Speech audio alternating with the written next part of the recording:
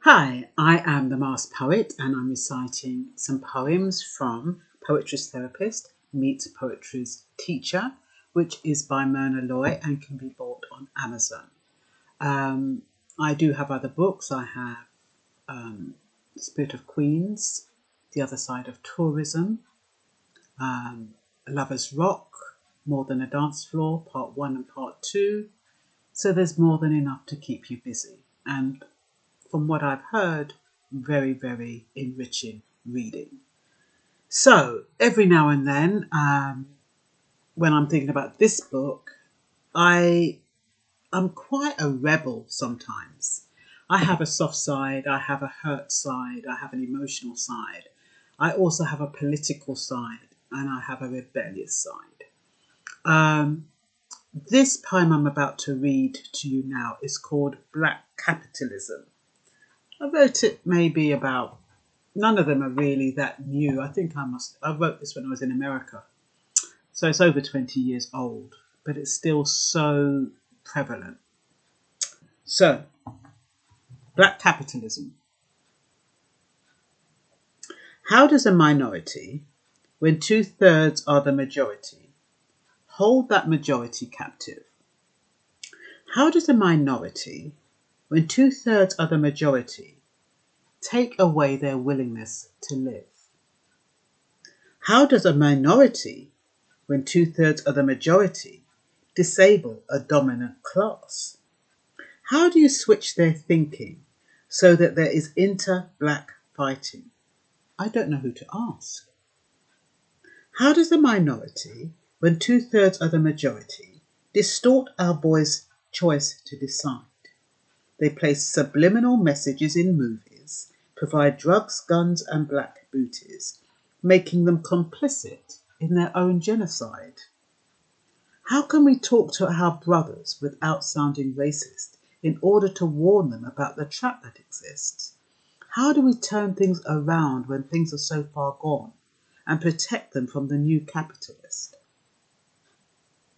How do we tell our women not to stop having children when the system sends mixed messages?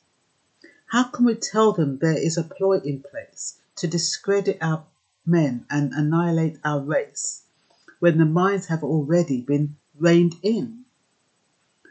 How does our black line survive when so many black men are institutionalized so that they cannot produce children? How can we prevent our men from being psychologically destroyed, unable to build a foundation? When will we stop calling our men worthless, charging that they deserve it, and have no tolerance for victims of circumstance? Some see it as our men mismanaging the system, but I say many don't have a chance.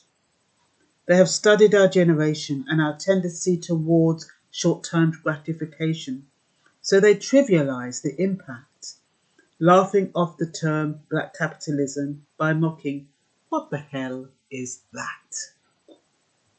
Black capitalism is a spin-off of capitalism, where the privileged get fat off the black person's back.